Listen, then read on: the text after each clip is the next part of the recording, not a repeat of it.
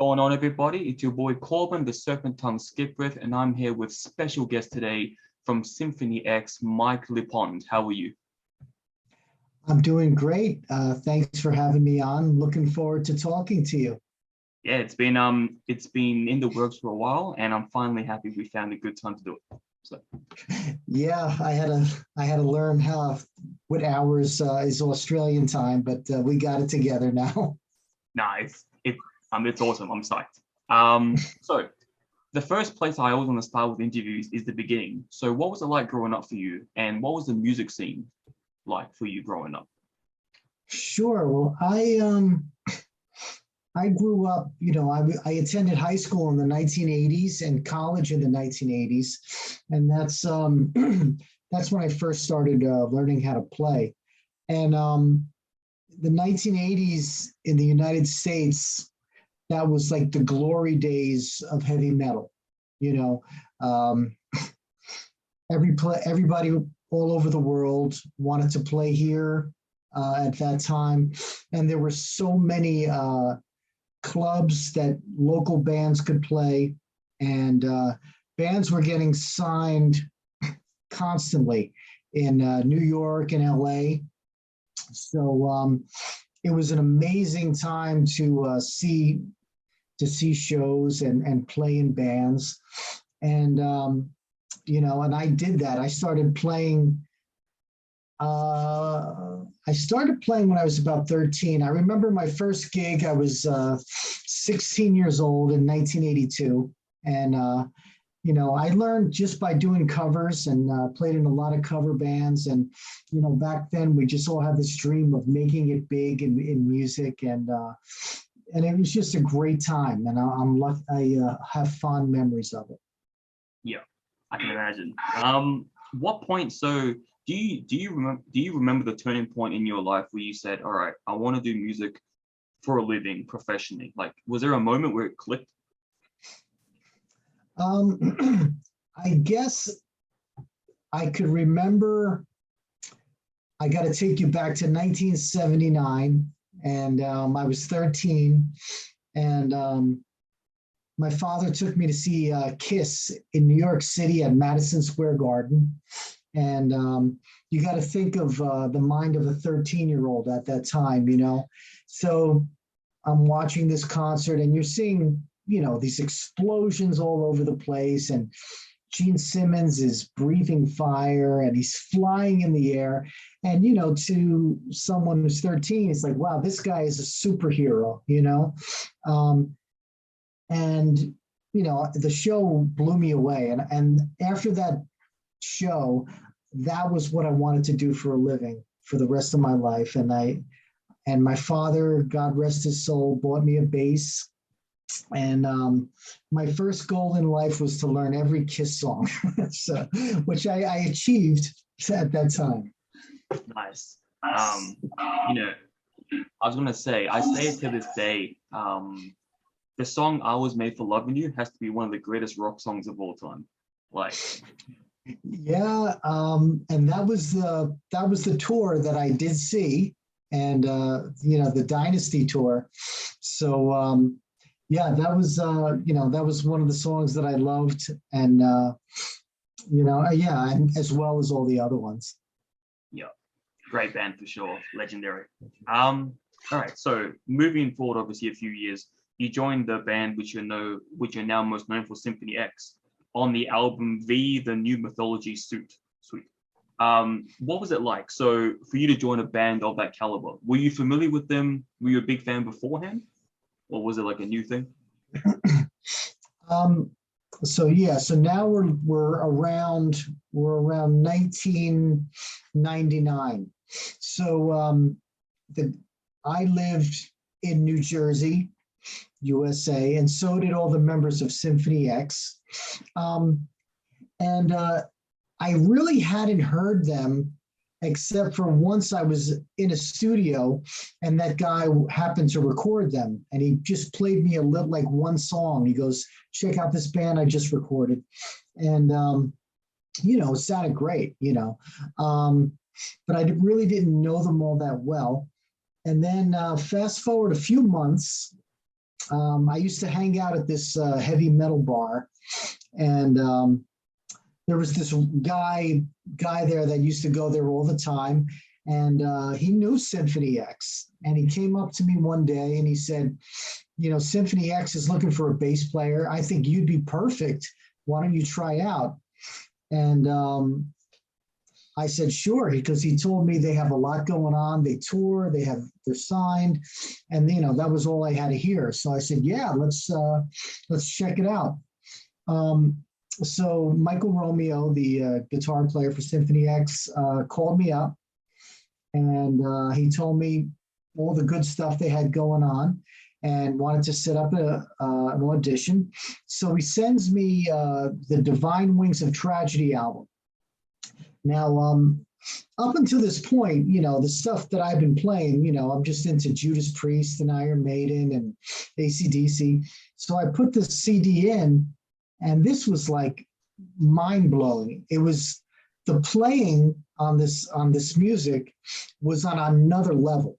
It was like, way up here, and I have to admit, I was very intimidated when I heard it. But then I looked in the mirror and I said, well, you talk a big game, you're either going to do this or you're not. If you're not going to do this, just put the bass down and just get an accounting degree and, forget it. So I decided to go for it. And I practiced every single day. As soon as I got home from work, I would practice till I went to sleep. And fast forward 2 weeks later to the audition. I'm driving to the audition, and I'm saying to myself, well, I don't think I'm going to get it because I think it's a little too much for me, but I just want to go there at the very least to tell the guys how great I think they are, and and tell them how much I appreciate their music.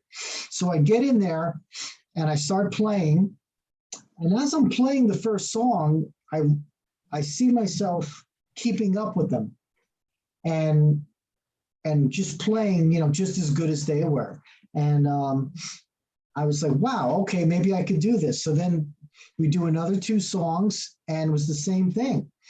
And then Michael Romeo started asking me, what is your situation? Can you tour? Can you do this? And then I knew I did well. So, and then basically after that, we had one more audition, and the same thing. I really busted my butt, and I got it. And then before you knew it, I was in the band, and it kind of reminded me like that movie Rockstar, where, you have this dream, and then all of a sudden, after all these years, it's there. So it was a great time. I can imagine. That's amazing. Did you ever, were you since then, have you been in contact with the former bass player? I've never been in formal contact with the former bass player. I did meet him once or twice, and nice guy, excellent bass player. I don't really know too much of what happened between him and the band, but I know that they still talk, and everybody seems to be on good terms, which is great. And which is good. I think when you're in a band, you should really not, don't burn bridges, just be professional all the time, Yeah, no, that's some excellent advice. So I have to know, after 5 records and over 2 decades with the band, is there anything you've learned or any challenges in the music industry that maybe isn't obvious to the common eye, to the common fan, anything that you wouldn't expect to be a challenge touring and making music with a band like this? Yeah, I mean, there's a couple things I learned being in the band now. I've been in the band for over 20 years now. One thing I learned that is, it's fun and it's an amazing experience, but it is a business, and if if the band meets up with the wrong people, you're going to get screwed over. Symphony-X we had a situation where one of the promoters we were dealing with in the older days, he owed us, I don't know, I think it was in the tens of thousands, something like that. And he just disappeared, one day, and that was it, So you learn lessons like that. So you want to surround yourself with the right business people. Another thing I learned is don't just drop everything and go for it. Sometimes that works out. Like if you're Poison or, some bands like that, they just, run to California and make it big, but I think that's a rarity. I think what you should do is have something that you could fall back on if things don't work out, maybe, learn a trade or learn something. And that's something that I did not do. So, and so now I'm forced to think about that now, later in my career, when Symphony-X finally when they finally do end, what am I going to do then, So these are things that you might not think about when you're younger, but you should, because at some point you're going to have to deal with it. But besides that, I don't regret anything. And, I wish all musicians could experience what I've experienced. Yeah. I'm curious because obviously as a band, you guys would, any band, but you guys specifically would tour live. What is it? I can only imagine being in front of a live audience, playing instruments. Is there, do you guys ever worry, in case stuff goes wrong and notes missing or equipment goes wrong? When you're live, you have to maintain the song or the riff, whatever it is, and fix the situation. Have you ever had any experience where you have to improvise on the spot to fix a technical issue or anything? Oh yes, that happens many, many times, and sometimes it's an easy fix. I'll give you an example.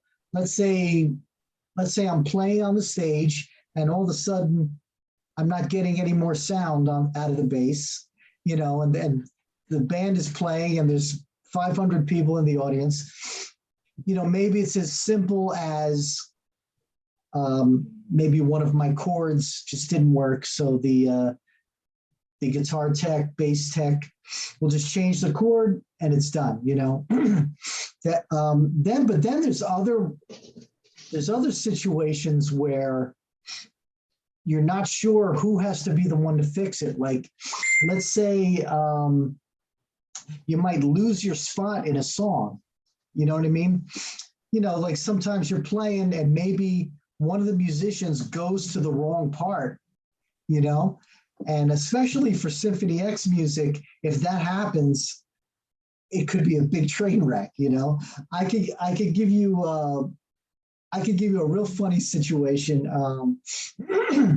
We were playing Sweden Rock, and this is one of the biggest festivals in the world. We're playing in front of about 80,000 people, maybe 50,000, I won't say, but we're playing our famous song, The Odyssey, which is 25 minutes long. So there's a part where the keyboard player just plays alone, and it's just one of those times where he just kind of blanked out, which we all do, but he blanked out at the wrong time during a solo keyboard section.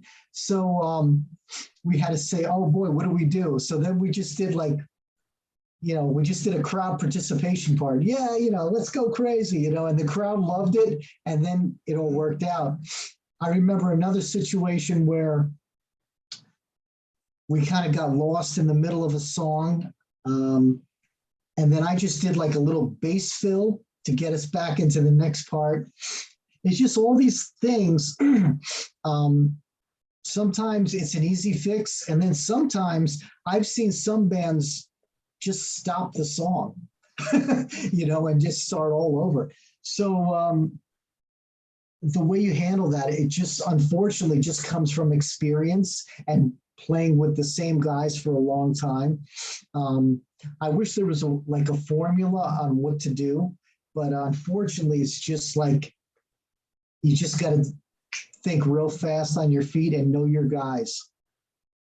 Yeah, no, fair enough. Yeah, like I always think about that because obviously I'm not a musician, but I think about live. It's like how daunting that must be when something goes wrong. You got to think quick. Oh, yeah, that's what it's all about. It's just try to have the best equipment you can, and I have doubles for everything, two of everything. So if something goes wrong, I just bring the other thing in and just that's what I do.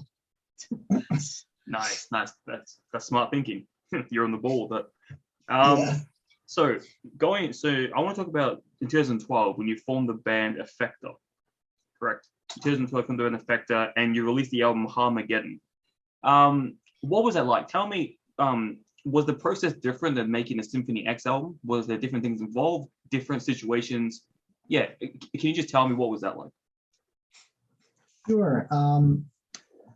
How that came about was Symphony-X was on tour. We were in Germany, and I was approached by this guitar player. His name was Daniel Fries, Fries, and he was like, I'm doing this album, and I would love to have you on it.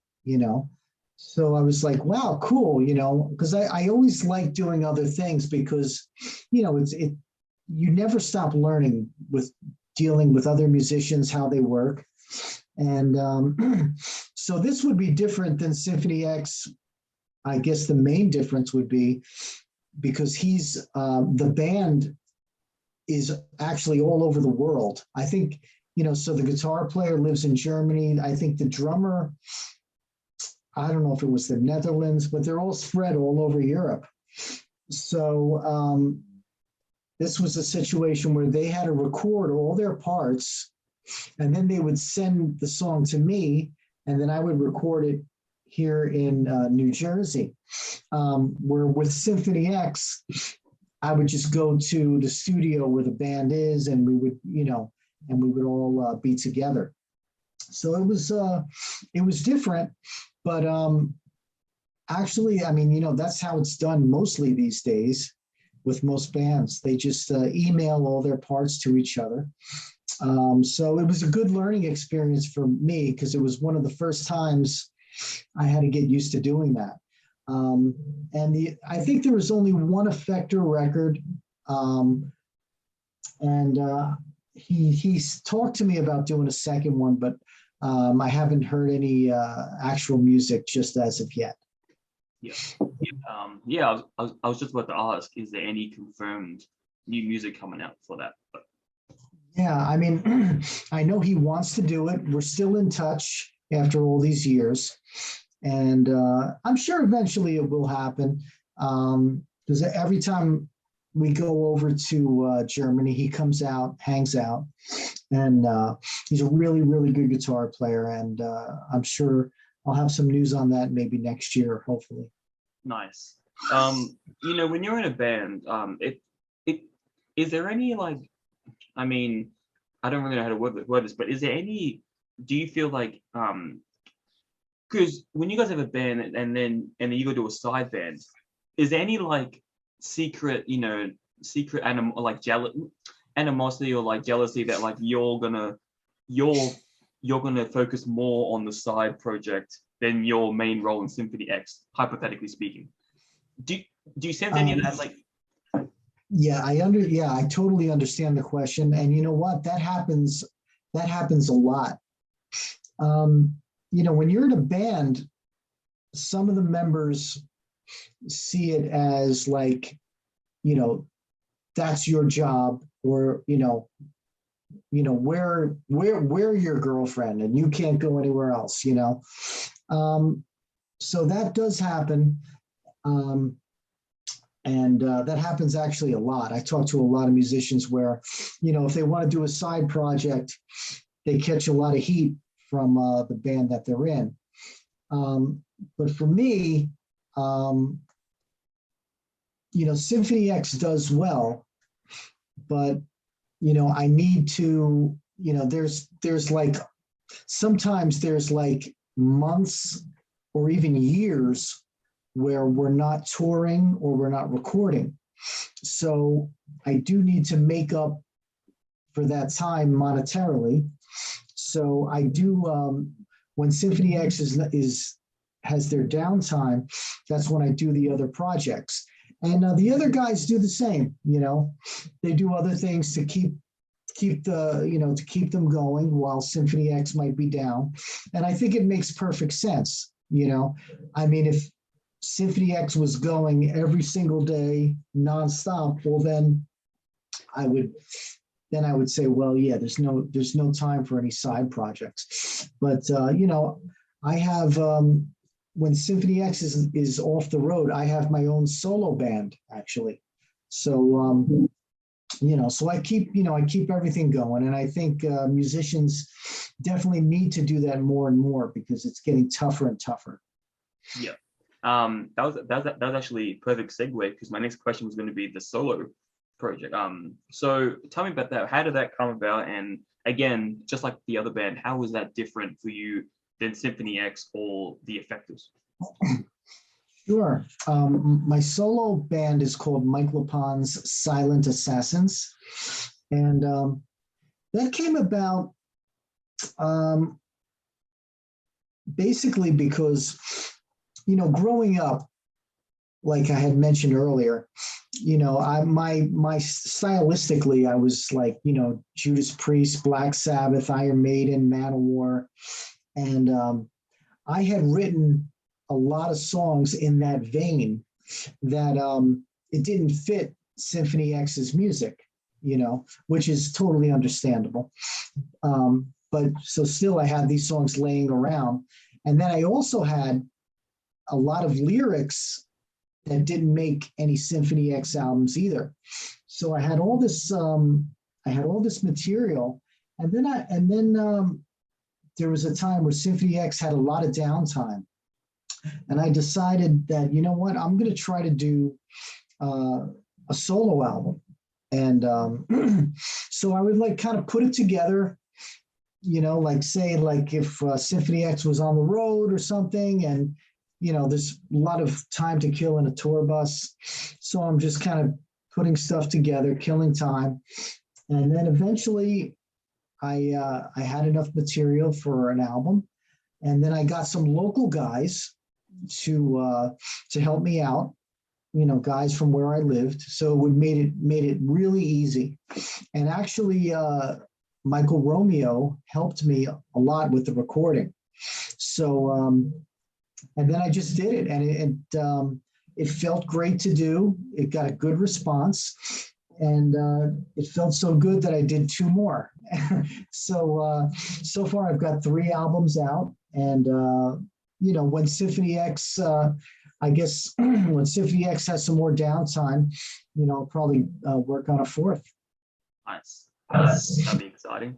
I can't help but think, and this is a question I've had on my mind for years now about asking a band, but I've never remembered to ask it. But I'll ask you, what is the diet like when you're touring? Tour bus? What? I'm imagining drive-throughs. Yeah, it's not the best. I'll say that. For Symphony-X,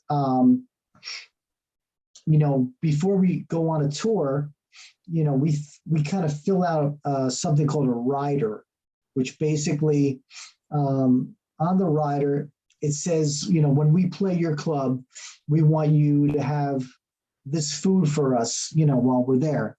I mean, we still got to pay for it. So we can't say, hey, we want, all steaks and all this stuff. So we try to come up with things that, just basic stuff like deli meat, some turkey, some ham, some bread, some coffee, just basics for the road.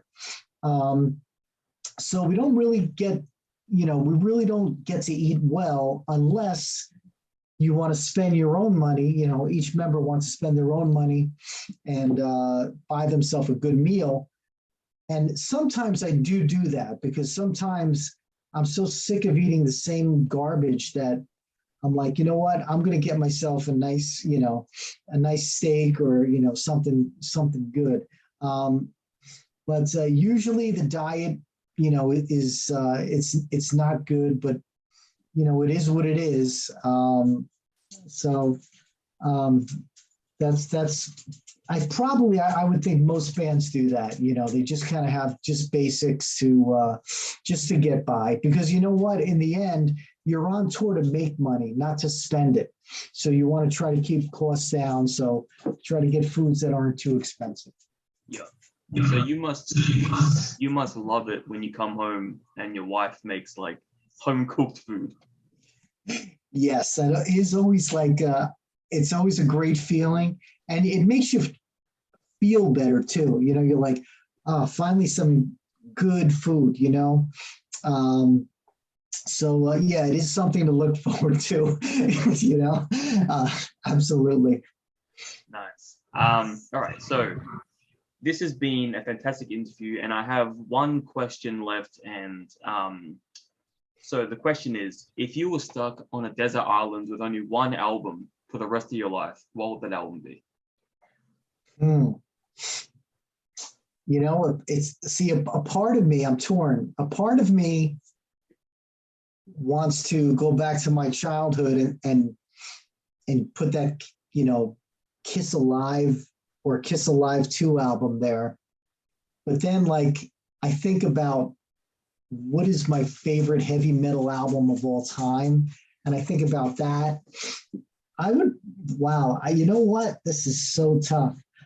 I'm gonna take the Heaven and Hell album from Black Sabbath, because I think the Heaven and Hell and Mob Rules, in my opinion, are the best heavy metal albums, at least in my opinion, ever made.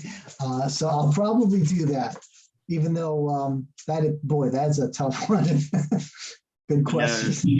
For me, the two greatest metal albums to come out is Black Sabbath Paranoid and Led Zeppelin 4 Ivy. Incredible. Oh, incredible albums. Yeah, I mean, great choice, dude. Excellent. Yeah, those I wouldn't mind having those records either. And I mean, when you talk about bass players in those bands, Geezer Butler from Black Sabbath, huge influence on me.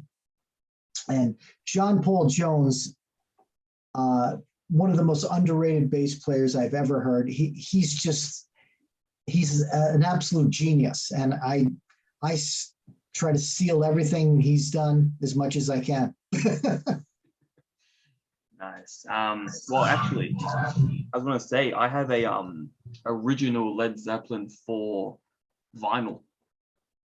My uncle gave it to me. He was just dust in his garage. He's like, "Here, have it," and I will cherish it till I die. That is now my favorite vinyl. That's incredible. I was so dumb, man. I had a nice collection of albums, because I was growing up in the 80s. And then when CDs came in, I was just like, well, yeah, CDs, they're easier, they're they're smaller.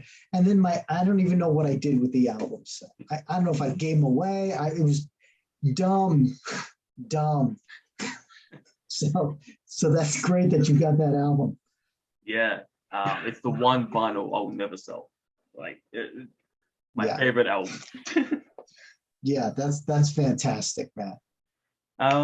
Cool. Yeah. So, do you have any last words or anyone you want to shout out or mention before we close up? Not really. I just want to say thank you for the interview. Thank you for the podcast. It really does help bands and musicians to get out there, and every little bit helps. So I appreciate the support, and maybe we could do this again at a later date when I have some more news. Yeah, well, like I said, hopefully we can get you onto the podcast soon, because my co-host, he's excited for the possibility. So Okay, yeah, that sounds great. That sounds great. And yeah, maybe we could do a full podcast at some point. Nice. All right. Thank you again for your time. I really appreciate it. And I hope you have a good day. Take care, man. Have a good All the one. best. Bye bye.